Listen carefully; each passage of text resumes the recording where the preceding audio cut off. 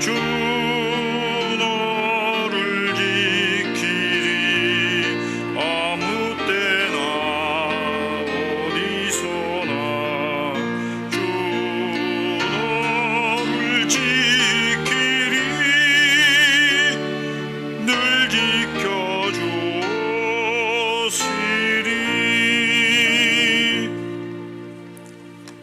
오늘 리더서 공부해 주신 하나님의 말씀은 요나서 1장 11절부터 17절까지의 말씀입니다.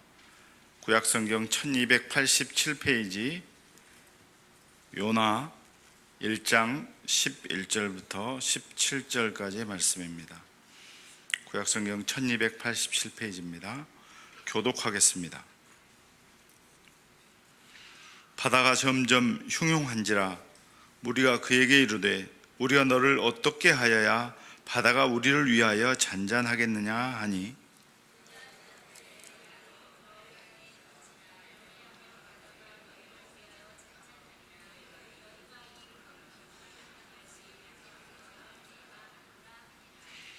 그러나 그 사람들이 힘써 노를 저어 배를 육지로 돌리고자 하다가 바다가 그들을 향하여 점점 더 흉흉함으로 능히 못한지라.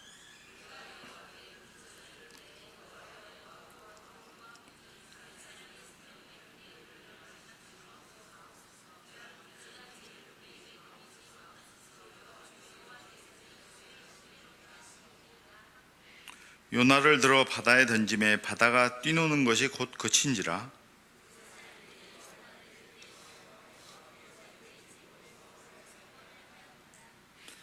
함께 읽습니다. 여호와께서 이미 큰 물고기를 예비하사 요나를 삼키게 하셨으므로 요나가 밤낮 3일을 물고기 뱃속에 있으니라. 아멘. 이는 하나님의 말씀입니다. 아멘. 위기를 극복하는 길이란 제목으로 담임 목사님께서 말씀 주시겠습니다.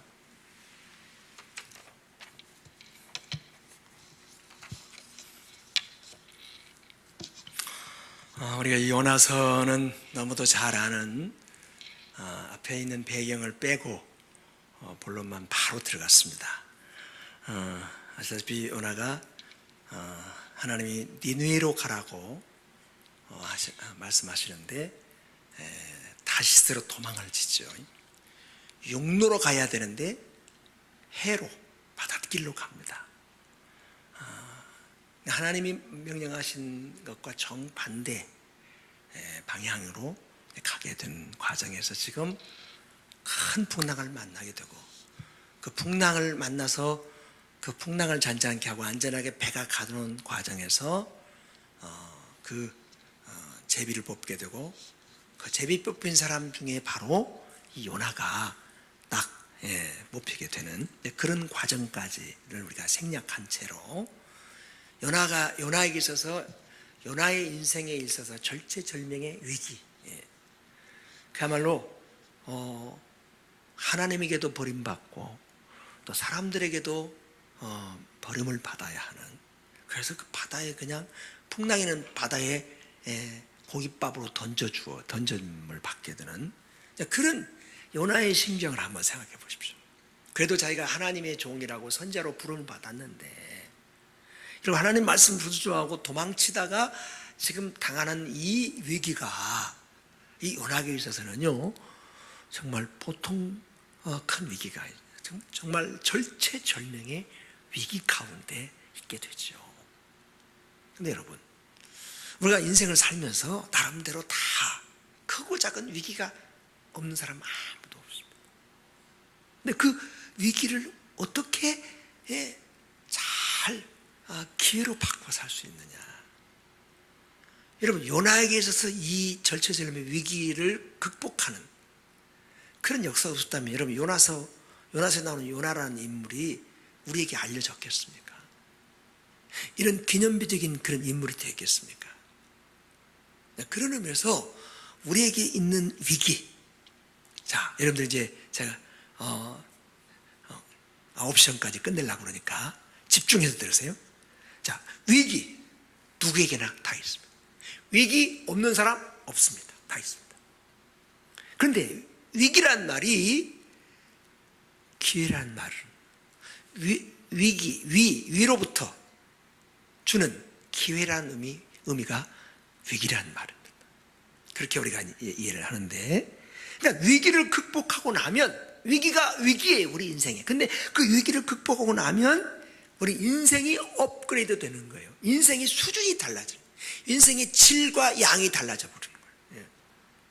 그 위기를 우리가 당하면, 그러면 하나님이 내게 축복을 주시는 절호의 기회구나 생각하고 감사하고 하나님께 기도하시길 바랍니다. 그게 우리가 위기에 직면한 우리 성도와 갖는 기본적 태도예요. 그냥 서론에 그걸 썼어요. 이 말을 여러분들의 말로 고쳐서 바꿔서 하세요. 자, 그러면 이 위기를 극복하는 길이 무엇인가? 세 가지로 봅니다. 첫째, 자, 문제를 읽읍시다. 시작. 위기는 무엇을 하는 때인가? 다시 한번, 위기는 무엇을 하는 때인가? 위기의 때에 과연 우리가 해야 될 일이 무엇인가? 우리에게 무엇을 요구하시는 때가 위기의 때인가 하는 거죠. 자, 11절, 12절인데 가만히 보니까 성경을 눈으로 읽는 것 같아요. 입으로 읽어야 돼요. 셀 예배 때도 입으로 읽게 해야 돼요. 입으로 읽는 것이 눈으로만 읽는 것보다 효과문에서 3배가 입으로 소리를 내서, 자, 12절, 11절을 읽읍시다. 11절, 12절 시작. 바다가 점점 흉한지라 그에게 이르되 우리가 너를 어떻게 하여야 바다가 우리를 위하여 잔잔하겠느냐 하니, 그가 대답하되 나를 들어 바다에 던지라. 그리하면 바다가 너희를 위하여 잠잠하리라. 너희가 이 큰 풍랑을 만난 것이 나 때문인 줄을 내가 아노라 하니라. 여러분, 우리가 위기를 만나면요, 누군가 이 위기를 만들어내는 나 아닌 다른 사람을 찾습니다. 심지어는 이 위기를 준 하나님까지 원망합니다. 그게 세상 사람들의 위기를 만난 때 하는 보편적인 행동입니다. 근데 오늘 본 말씀에 보니까 선지자는 역시 선지자 아니에요.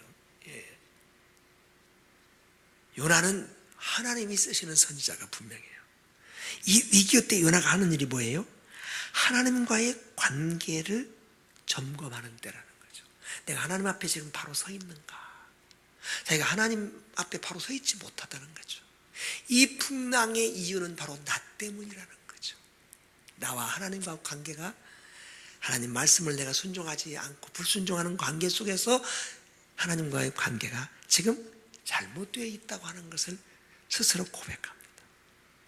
그러니까 위기의 때는요, 하나님과 나와의 관계를 점검할 때이라는 거죠. 두 번째, 아무런 문제 없이 하나님께 불순종하는 편안함보다, 하나님께 불순종하고도 여러분들 아무런 문제 없이 등 따뜻하게 배 두드리며 사는 사람이 세상에 많이 있잖아요. 그들이 얼마나 편안하다가 노래를 합니까? 근데 그 사람보다 위기를 만나고 그로 인해서 하나님을 만나고 위기를 기회로 만드는 사람이 훨씬 더 복된 사람이고 훨씬 더 행복한 사람인 것을 믿으시길 바랍니다. 확실합니까? 그래도 나는 위기에 안 만나고 그냥 편안하고 등 따뜻하게 살면 더 좋겠다. 우리는 다행히도 하나님을 믿는 사람들이니까 하나님이 위기 없이 그냥 여러분들을 그냥 비닐하우스의 하초처럼 자라게 할 수 있겠지만, 그러나 우리에게 때때로 크든 작든 위기 속에서 하나님을 만나고 그 하나님이 내게 힘주시고 능력 주시고 축복 주셨어. 그래서 정말 하나님이 주시는 평강, 하나님이 주신 축복으로 여러분 복된 삶이 되시기를 주님을 축원합니다. 그래서 위기는요,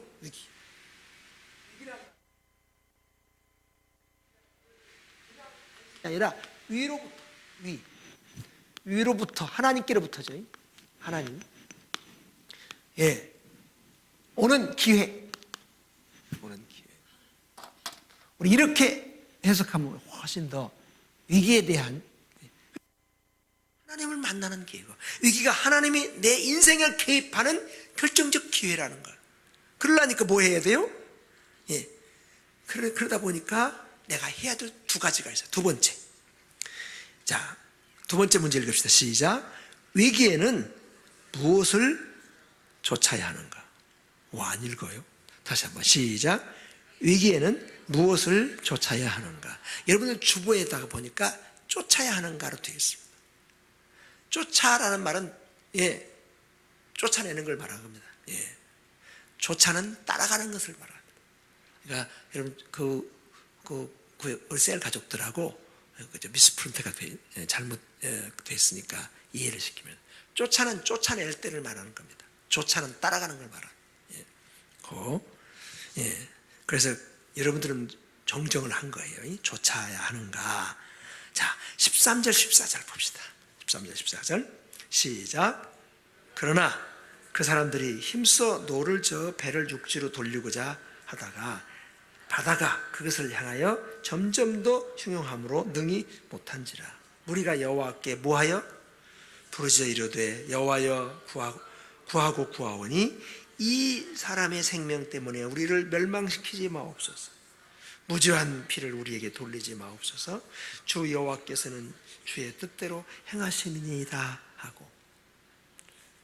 여러분 거기 배 탄 사람들이 다 하나님 믿는 사람들이었던 것 같아요. 아마 자기의 믿는 신을 찾았을 거예요. 근데 이렇게 표현했을 거예요. 그러니까 여러분 위기를 만날 때 우리가 해야 될 두 가지가 있다는 거죠. 첫 번째, 기도를 쫓아야 돼요. 기도해야 한다. 그러니까 우리 성도들이 얼마나 복된 사람들이에요. 위기를 만나면 만날수록 우리의 기도가 깊어지고 기도에 열심히 붙잖아요. 복된 사람들이죠. 기도하는 사람은 하나님을 내 위태로운 인생에 하나님을 개입시키는. 두 번째, 선지자의 말을 쫓아야 돼. 선지자가 그랬지 않았어요?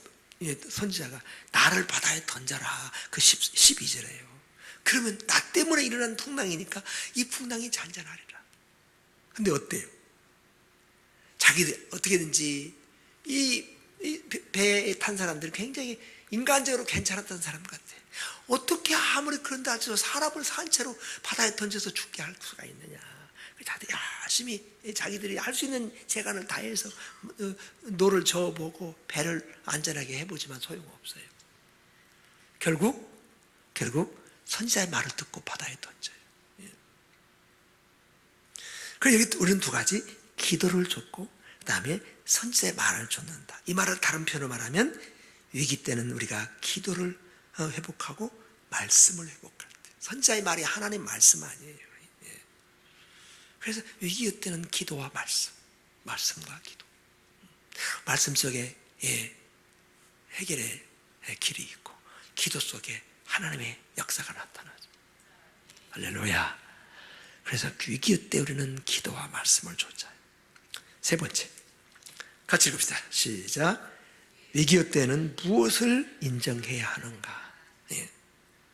15절에서 17절 15절 17절 반드시 성경을 읽어야 됩니다. 여러분들이 그냥 일방적으로 해석하면 안 돼요. 15절 17절까지 시작. 요나를 들어 바다에 던지면 바다가 뛰노는 것이 곧 그친지라. 그 사람들이 여호와를 크게 두려워하고 여호와께 제물을 드리고 서원을 하였더라. 17절 여호와께서 이미 큰 고기를 예비하사 요나를 삼키게 하셨으므로 요나가 밤낮 3일 물고기 뱃속에 있으니라. 두 가지입니다. 첫째, 하나님을 크게 두려워하며 반드시 순종해야 할 분으로 인정하는 거예요. 누구도? 이 요나를 바닷속에 던지는 그 사람들도. 왜? 선지자 요나는요, 자기가 바다에 던짐을 받으면서 내가 하나님께 내가 범죄했다고 고백함으로 해서 그 불신자들도 하나님을 우리가 크게 두려워하면 순종해야 할 뿐이구나 라고 하는 걸 인정해요.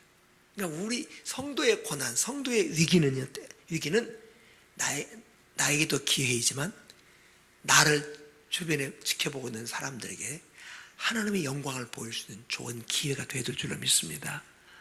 믿습니까? 또 예배의 대상으로 인정해요. 여기 보니까 기도와 여호와께 이 제물을 드리고 그리고 서운하였더라. 이게 오늘의 예배를 말하는 거예요. 자, 근데 여러분 이렇게 하나님을 두려워하고 반드시 순종해야 할 분으로 인정하고 예배의 대상으로 인정하고 그렇게 했더니 뭐예요?